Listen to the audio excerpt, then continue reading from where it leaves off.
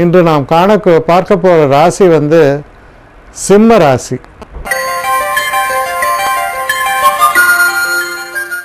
சிம்மராசி நேயர்களுக்கு குரு பகவான் ரொம்ப முக்கியத்துவம் வாய்ந்தவர். சூரியன் உங்களுடைய லக்ன ராசிக்கு அதிபதியாக வருகிறார். குரு 5க்கும் 8க்கும் உடையவர். குரு அப்படின்னு சொன்னாலே போதிப்பவர், நமக்கு டீச்சர் அப்படி சொல்லலாம். அதுக்கு மேலும் உண்டு, ஞானத்தை தருபவர் தான் குரு. ஸ்கூலில் சொல்லிக் கொடுக்குற பேர் வந்து குருன்னு நம்ம சொன்னாலும் அது ஆச்சாரியார் என்று தான் பொருத்தம். ஆச்சாரியார் அப்படின்னா ஒரு கலையை கற்றுக் கொடுப்பவர், ஒரு பர்டிகுலர் விஷயங்களை சொல்கிறது. இப்போ வந்து சயின்ஸ் ஒரு வாத்தியார் சொல்லித்தரார் அப்படின்னா அவர் ஆச்சாரியார் என்று தான் அவர் அழைக்க வேண்டுமே தவிர அவர் குருவாக மாட்டார். குரு என்பவர் அனைத்தையும் தரக்கூடியவர், ஞானத்தை போதிப்பவர், அவர்தான் குரு. இப்போ இந்த குருவானவர் வந்து 5ஆம் இடத்துல இருக்கும் பொழுது, 5ஆம் இடம் என்பது புத்திஸ்தானம், பூர்வ புண்ணியஸ்தானம், நமக்கு பிறக்கக்கூடிய குழந்தைகளுடைய ஸ்தானம், இதெல்லாமே நிறைத்து தரப்படுகிறது. 5க்கு உடையவன் குரு என்பதால் அந்த குரு கெடாமல் நல்லபடியாக இருந்தோ அந்த இடத்த பார்த்தாலோ இதெல்லாம் நன்மைகள் ஏற்படும். இப்பொழுது உங்களுடைய ஜாதகத்தை பொறுத்தவரையில் 5ஆம் இடத்துக்கு உடையவர், அப்புறம் 8ஆம் இடத்துக்கு உடையவர். 8ஆம் இடம் என்பது ஆயுள் ஸ்தானம் என்ற ஒரு குறிப்பும் உண்டு.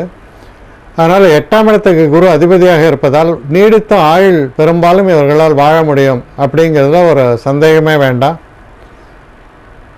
அந்த மாதிரி குரு வந்து உங்களுடைய ஆயுசையும் காப்பாற்றி தரக்கூடியவர் அப்படின்னு சொல்லலாம். இப்போ இந்த குரு உங்களுடைய ராசிக்குள் பிரவேசம் செய்கிறார்.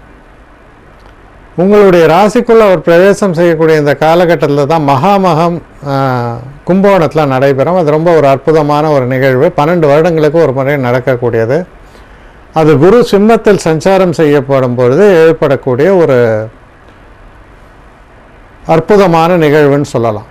இந்த மகாமகத்தில் போயிட்டு குளிக்கிறவங்க எல்லாருக்குமே வந்து பாவங்கள் போகும். ரொம்ப ரொம்ப விசேஷமானது. அதை பற்றி இப்போ பல தகவல்கள் உண்டு. ஆனால் இப்போ நான் பேசிக்கொண்டிருப்பது குரு பயிற்சியின் பலன்களை. அதனால் அந்த தகவல்களை பின்னால் ஒரு முறை சொல்கிறேன். இந்த குரு பயிற்சி வந்து உங்களுடைய ராசிக்குள் குரு வருகிறார். அப்போ உங்கள் ராசி என்பது முதலிடம் என்று எடுத்துக்கொண்டால் 5ஆம் இடத்தையும் 7ஆம் இடத்தையும் 9ஆம் இடத்தையும் குரு பார்வையிடுகிறார். 5 குடையவர் வந்து குரு. இந்த 5 குடைய குரு 7 குடையவர் சரியாக வருகிறார். இந்த 5 குடைய குரு உங்களுடைய கட்டத்தில் உங்களுடைய ராசிக்கு வரும் பொழுது அவர் பார்வையிடக்கூடிய இடமும் 5ஆம் இடமாக வரும். அப்பொழுது 5ஆம் இடத்தில் அவர் பார்வை செலுத்தும் பொழுது என்ன நடக்கிறது அப்படின்னு பார்த்தா, உங்களுடைய குழந்தைகளின் படிப்பு, அது 5ஆம் இடம் மந்திரஸ்தானம் என்ற ஒரு பெயரும் உண்டு. அதாவது நம்ம செய்யக்கூடிய பூஜைகள், நம்ம சொல்லக்கூடிய உச்சாடனம் செய்யக்கூடிய மந்திரங்கள், இதிலெல்லாம் ஒரு நிபுணத்துவத்தை தருவது, அதில் பலன்களை சித்தி அளிக்கக்கூடிய ஒரு காலகட்டம். அதிர்ஷ்ட வாய்ப்புகளும் ஏற்படும். இது 7ஆம் இடத்தை பார்க்கும் பொழுது பார்த்திங்கன்னா, ரொம்ப நாளாக திருமணமாகலை அப்படின்னு இருப்பாங்க. அவங்களுக்கு வந்து அந்த திருமண பாக்கியம் என்பது கைகூடும். ஏற்கனவே காதல் வயப்பட்டெல்லாம் இருக்கிறவங்கெல்லாம் இருக்காங்க. அது மாதிரி காதல் வயப்பட்டவர்களை பொறுத்த வரைக்கும் அவருடைய காதல் இனிதே நிறைவேறும்னு சொல்லலாம். அடுத்து புதுசாக தொழில் ஆரம்பிக்கணும்னு நினச்சிக்கலாம். அந்த தொழில் ஆரம்பிப்பதற்கான ஒரு அறிகுறிகளும் நல்லபடியாகவே தென்படுகின்றன. அடுத்து அவர் பார்க்கக்கூடிய இடம் என்னன்னு பார்த்தீங்கன்னா 9ஆம் இடம். 9ஆம் இடத்தில் குரு பார்க்கும் பொழுது நல்ல ஒரு பாக்கியங்கள், வாழ்க்கையில் நல்ல மாற்றங்கள், இவ்வளோ நாள் பட்ட கஷ்டங்களுக்கு நல்ல பாக்கியங்கள், தெய்வ அனுகூலம் என்பது சிறப்பாக இருக்கும். வெளிநாடு செல்ல வேண்டும் என்று நீங்கள் நினச்சிருந்தீங்கன்னா வெளிநாடு போவதற்கான வாய்ப்புகள் ஏற்படும். வாழ்க்கையில் அற்புதமான நல்ல மாற்றங்களை தந்து பல கஷ்டங்கள் இருக்கிற இடத்துல அதை நீக்கி நன்மைகளை தரக்கூடிய நல்ல சூழல் நிலவும். பெரும்பாலும் பார்த்தீங்கன்னா 4இல் இருக்கக்கூடிய சனி 10ஆம் இடத்தை பார்வையிடுவதால் தொழில் சம்பந்தப்பட்ட விஷயங்களில் நீங்கள் சற்று எச்சரிக்கையாகத்தான் இருக்க வேண்டும். இருந்தாலும் அப்படி ஒரு நிலை நடந்திருந்தாலும் இந்த குரு வந்து உங்களுக்கு 9ஆம் இடத்தை பார்ப்பதால் பலவிதமான கஷ்டங்களும் மறைவதற்கான ஒரு சூழல் தென்படுகிறது.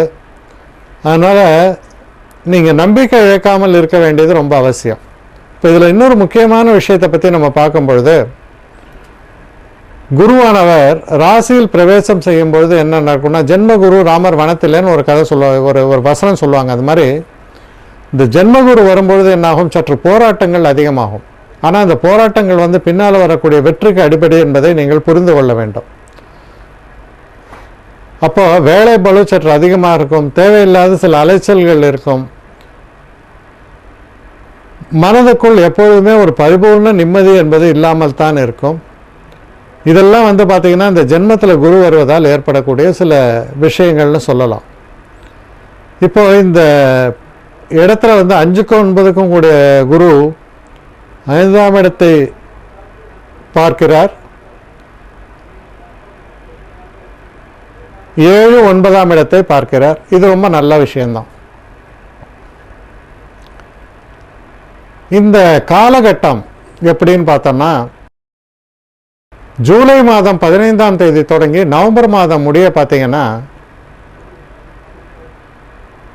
தடைகள் நீங்க பெறக்கூடிய ஒரு காலகட்டம்னு சொல்லலாம். உடல் ஆரோக்கியம் சிறப்பாக மாறக்கூடியது. அதாவது ஏற்கனவே வயசானவங்க இவங்களுக்கெல்லாம் சில பிரச்சனைகள் இருக்கும், அதுலேருந்து விடுபட்டு வெளியே வருவார்கள். தடைகள் நீங்கும். நம்முடைய தேவையில்லாத சில செலவுகள்லாம் கட்டுக்குள் அடங்கும். அதனால் பணப்புழக்கம் என்பது ஏற்படும். நல்ல பலன்களை தரக்கூடிய வகையில் அது அமையும். அடுத்து இந்த டிசம்பர் மாதம் தொடங்கி பிப்ரவரி மாதம் முடிய இருக்கக்கூடிய அந்த காலகட்டம் சிறப்பான காலகட்டமாக இருக்கும். தொழில் சம்பந்தப்பட்ட விஷயங்களுக்கு நம்ம செய்யக்கூடிய தொழிலில் நல்ல முன்னேற்றம், எதிர்பாராத விதமாக நமக்கு நல்ல ஒரு வாய்ப்புகள் அமைவது, நல்ல ஒரு முன்னேற்றத்தை அடைவது, புதுசாக தொழில் தொடங்குவதற்கான ஒரு இனிய சூழல் நிலவுவது போன்ற நல்ல பலன்கள் எல்லாம் பெற்றுத்தரக்கூடிய ஒரு காலகட்டமாக இந்த பிப்ரவரி மாதம் வரைக்கும் அமையிறது. அதுக்கப்புறம் பார்த்திங்கன்னா இந்த பிப்ரவரி மாதம் தொடங்கி கிட்டத்தட்ட மே மாதம் 10 தேதி வரைக்கும் வக்கரகதியிலேயே தான் இருப்பார். அப்போ அந்த காலகட்டத்தை நாம் எடுத்துக்கொள்ளும் பொழுது அது ரொம்ப ஒரு சிறப்பான ஒரு காலகட்டம். அதாவது பதவி அந்தஸ்து இதெல்லாம் சேரக்கூடிய ஒரு காலகட்டம். நீங்கள் அரசாங்கத்தில் ஏதாவது பதவி எதிர்பார்த்துருந்தா, இல்லை அரசாங்கத்தில் எக்ஸாம் எழுதிட்டு அதுக்கு நல்ல ஃபேவரபிள் ரிசல்ட்ஸ் வருதான்னு பார்க்குறதுக்கு, ஏதாவது ஒரு பொசிஷன் கவர்மெண்ட் சம்மந்தப்பட்ட வேலைகளில் கிடைக்கிறதுக்கு, இதுக்கெல்லாம் ரொம்ப நல்ல காலமாக இது அமைகிறது. முன்னேற்றமான ஒரு காலம்னு சொல்லணும். அதே மாதிரி இந்த மே மாதம் 9ஆம் தேதி தொடங்கி ஆகஸ்ட் மாதம் 14ஆம் தேதி வரையில் இருக்கக்கூடிய அந்த காலகட்டமானது ரொம்ப சிறப்பான காலகட்டம். அதாவது திருமணம் போன்ற சுப நிகழ்வுகள் நடப்பது, சற்று அலைச்சல்கள் கூடுதலாக இருக்கும், இருந்தாலும் ஓரளவு பலன்களே உங்களுக்கு நல்லபடியாக ஏற்படும். இந்த குறிப்பாக இந்த காலகட்டம் பார்த்தீங்கன்னா ரொம்ப ஒரு பொறுமையும் நிதானத்தையும் நீங்கள் கடைபிடிக்க வேண்டிய ஒரு காலகட்டத்துக்கு நீங்கள் வந்திருக்கீங்கிறத தயவு செஞ்சு புரிஞ்சுங்க. எந்த ஒரு இடத்திலும் அவசரப்பட்டு எந்த விதமான ஒரு முடிவுகளையும் எடுக்காமல் இருப்பது நல்லது.